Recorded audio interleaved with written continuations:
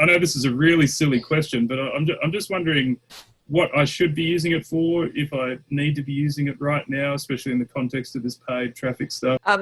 So first of all, like I've got Google Analytics training inside Teach Traffic you can check out. Okay. And that will kind of walk you through setting it up, right? So you've got to kind of, so I don't know if you've like linked your Google Ads account to your Google Analytics account so that you can actually go into the Google Ads section within Google Analytics. Because Google Ads will tell you of the people who saw your ad, how many clicked and did they convert, right?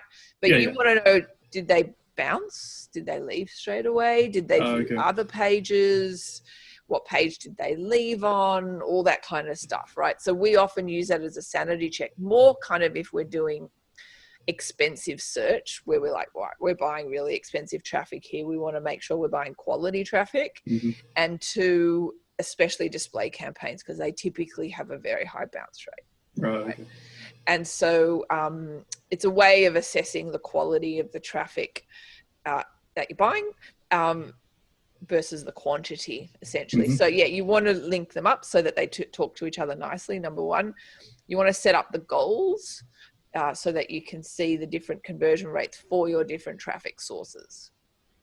Okay, but doesn't Google Ads kind of do that anyway? Not for organic or not for your Facebook ads, that kind of stuff. Oh, right, okay. Yeah, I haven't set all that up. Correct. So you want to compare the conversion rates of that and the traffic behavior, essentially. Okay. It's a really, really powerful tool, and you can use it as just a way of, just like start small and you'll see it's just like a wealth of information, basically. So often we use that as a starting point actually before we start ads, especially probably more when we're going into an expensive industry where we want to see, right, how does desktop versus mobile convert here in that?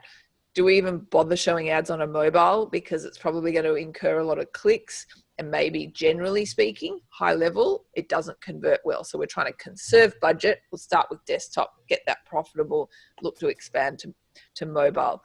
Because like from my point of view as an agency, we're always we've got to make ads profitable. We've got to justify this.